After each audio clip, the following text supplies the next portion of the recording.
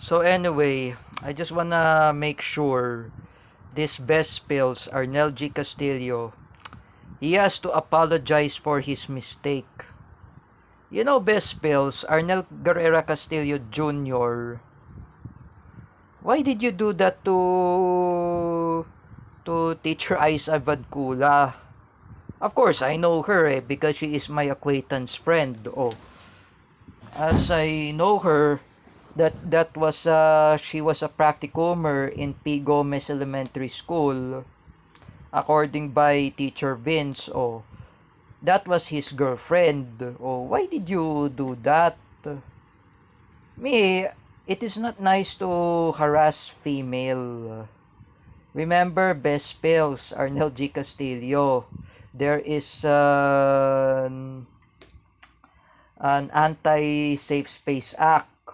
Oh, there is anti-safe space act and there is cybercrime prevention act of 2012 because you post pornography in Twitter.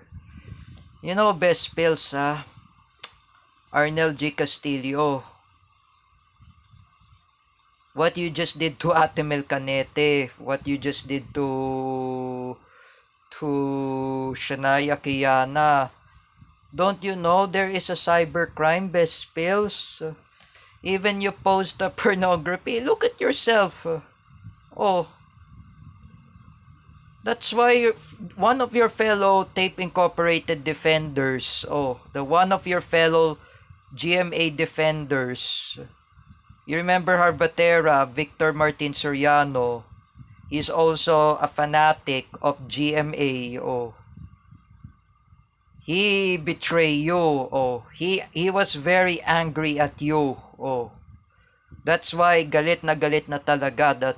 That's why he said it. Oh, Harbatera says, galit na ako. Oh, that's why he is very angry at you. Oh, that's why he said, galit na kita, best pills, Arnel Castillo, because you post pornography. And he said in Tagalog, bakit mo pinost ang pornography sa Twitter in X? This is what Harbatera, Victor Martin Soriano says in his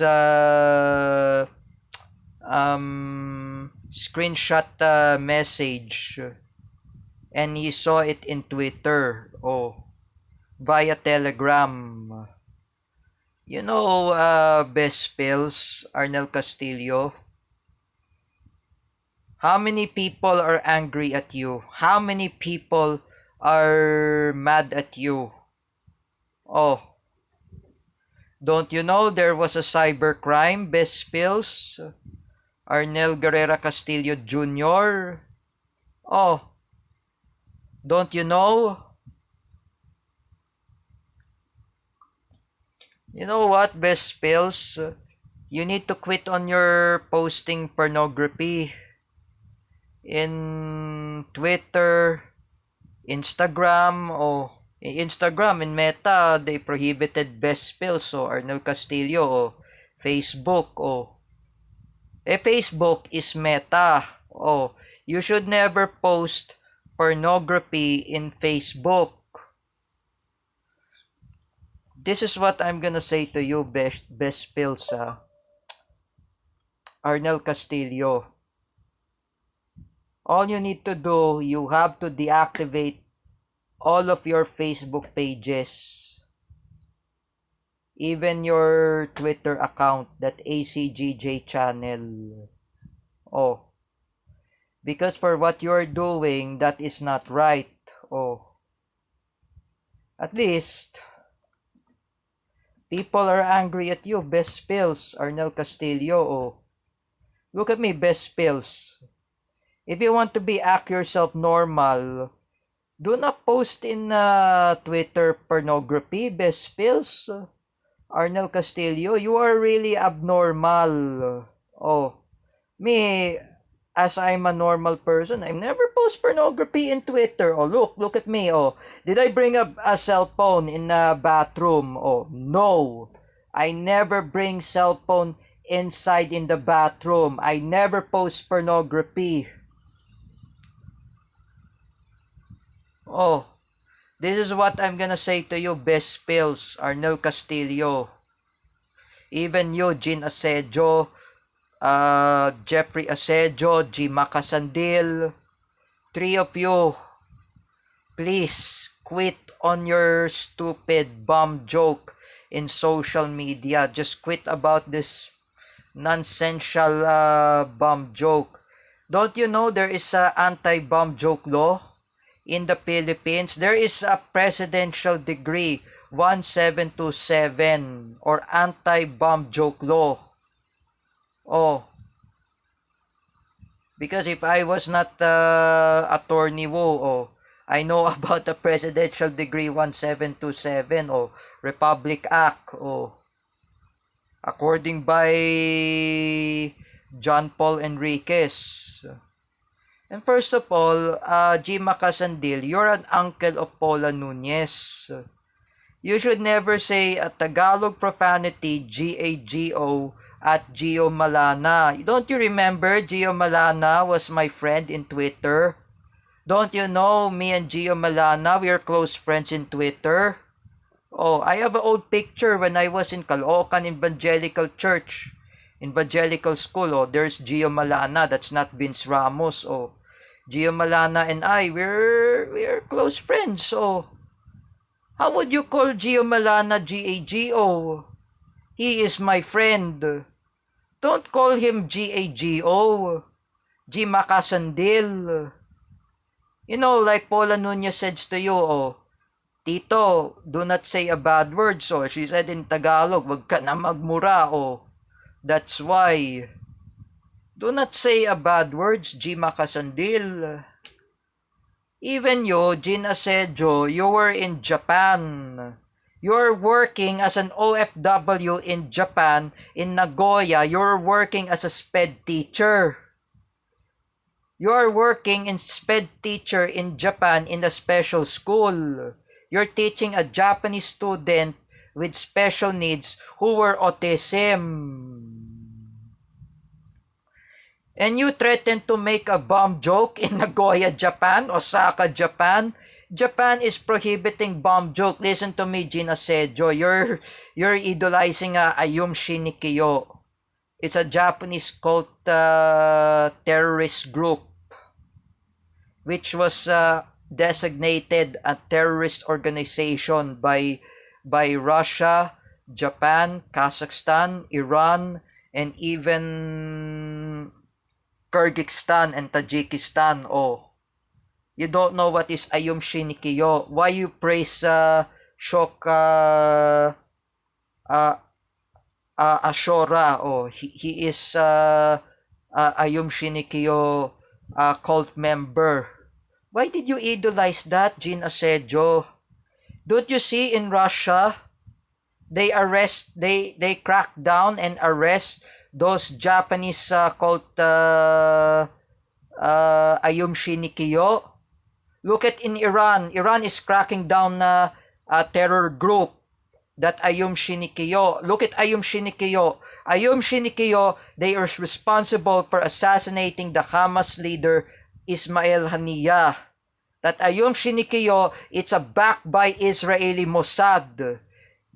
If you don't know, Jin Asejo, Ayum Shinikiyo is a terrorist organization made by Japan. It's an organization. You don't know what is your problem. Look at that Ayum Shinikiyo. Ayum Shinikiyo is responsible of assassination of Shinzo Abe. That Ayum Shinikiyo is responsible of assassination of Ismail Haniyeh in Iran, the Hamas leader. You don't know what is Ayum Shinikiyo? Jin Asejo? In 1994, there is a Tokyo Serene attack. In 1992, Ayum Shinikiyo is responsible. We were not yet born in 1992. Rodelio Daguman was 30 years old in 1992. He was 29. Even Sam Eranjo, he was 3 years old in 1992. Oh, and me, I was not born in 1992. Oh, Jens Manaid was born in 1992. Even Buddy Castro. Oh, that Ayum Shinikiyo, that was in the past in 1992 Tokyo Serene attack. Oh, that was a worst terrorist attack in Japan in 1992 in Tokyo Station. Oh, if you search that in Wikipedia, Jin Asejo, you should never say that a bomb joke, even in Osaka, even in Nagoya. It's prohibiting. Oh, because Shinzo Abe was a prime minister of Japan, he never makes a bomb joke and terrorist joke in Japan. Oh, he always prohibited. Oh, prohibiting. Oh, Japan is prohibiting bomb joke. Oh, just like in US, just like in New York, the time of the September 11, after the September 11, 9/11 attack that I was mentioned by Carl Vilus, that in New York, in US, they prohibiting bomb joke. Oh, don't you know in the place in New York, Gin Asejo? Oh, there's my friend, Gio Malana, who was in New York. Oh, there's my Uncle JD Valentino, who was in New York. Oh, Chris Timbal. Oh, they learn about in US, they have a law. Oh, under by Donald Trump, there is a law, an anti-bomb joke law. Oh, in US, in New York. Oh, and during here in the Philippines, unlike the time of Ferdinand E. Marcos Sr., there is an anti-bomb joke law or Presidential Decree 1727 under by martial law by Ferdinand E. Marcos Sr. Remember that, Gin Asejo, Jeffrey Asejo. Read the history. Read the presidential degree in here in the Philippines. Gin Asejo. Oh, when I interview with Mommy Ellen before Ninong Michael's birthday in May 11, Mommy Ellen was right. Oh, she likes martial law here in the Philippines under by Ferdinand E. Marcos Sr. Don't you see? There was a Plaza Miranda bombing in 1972. Don't you see? There is a first quarter protest when Ferdinand E. Marcos Sr. declared martial law. Oh, because some of protesters, they want to tell Ferdinand E. Marcos Sr. not let the Philippines to involve in the Vietnam War. Oh, think what you are saying, Gin Asejo. Oh, think. Oh, in 1972, the Plaza Miranda bombing was exploded in Menjola. Oh, that was 1972 when Ferdinand E. Marcos Sr. declared martial law that Ninoy Aquino is involved of Plaza Miranda bombing. Oh, think what you are saying, Gin Asejo. I'm not Larry Gadon, ha? I'm not learning about history. Oh, I'm not Kim Atienza. Oh, think what you are saying, Gin Asejo. Jeffrey Asejo, both of you. Think what you're saying. Do not make a bomb joke there in Davao City and Metro Manila. You're acting yourself, you're similar of best pills, Arnel G. Castillo. Now you get a point. Oh, Teacher Gio Malano, I got peace also. One of my friend in Caloocan Evangelical School, or even Junelin Bactad, oh, not say a bomb joke. Remember, best pills, Arnel Castillo, Jean Asejo, Jeffrey Asejo, and G. Macasandil, and even you, Angelo Bonsa, oh, Ted Everyday, oh, 5 of you should stop making all of nonsense, even bomb jokes. That is really stupid. That is really worse than I thought. And I said, this is really nonsense. Oh, Mark Pacione said so. This is really nonsense. Oh, This is really nonsense. I mean, I don't like bomb joke. Oh. Me and Larry Chuanico, we do not like bomb joke. You know, you remember Larry Chuanico? During the time when I was in Caloocan Evangelical School, oh, I was with Larry Chuanico. I was with Gio Malana, Junin Bactad, Yelana Aduana, oh. We are close friends, oh. Actually, me and Larry Chuanico, we apologize each other that we involve a bomb joke in the Santa Maria de Estrada. And I brainwashed Larry Chuanico. Oh, and this is what I'm gonna say. I apologize to David Gill and his family, even Mr. Dennis Gill. Oh, I made a bomb joke. Oh, I made a bomb threat. Oh, that was really a crime. Oh, but me and Larry Chuanico, we never make bomb joke. Oh, oh, we don't like a bomb joke. Like I said, me and Larry Chuanico, Gio Malana, oh, and Jonin Bactad, we do not like bomb joke. Oh, that's why we said before, ayaw namin may bomb joke.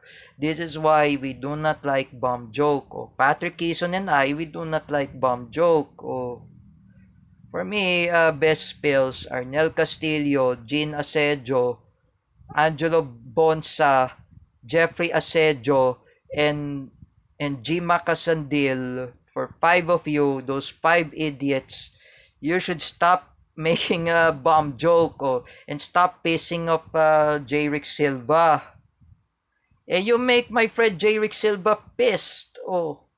And now you can see me, like I said, di kon ginulo si Faith J mo. Faith J mo and I, we're close friends. So, you know, best spills, Arnel Castillo, Jean Asedio, G. Macasandil, Jeffrey Asedio, and Angelo Bonsa, Ted Everyday, do not make a bomb joke. Look at Arbatera, Victor Martin Soriano, oh. He never make bomb joke, oh. Look at Rodelio Daguman. Rodelio Daguman, Harbatera, Victor Martin Soriano, they never make a bomb joke, oh. Even Bam Hernando, oh, he never say a bomb joke. Gio Malana, oh. Even Larry Chuanico, me, we never make a bomb joke, oh. A bomb joke, that is a crime. That's all you can do about this. Okay, I will end this my YouTube vlog. And I know it's coming my birthday. I don't want to get stressed about this imbecile. Best Pills, Arnel Castillo, Jean Asedio, G. Macasandil, Jeffrey Asedio, and also Angelo Bonsa, aka Ted Everyday.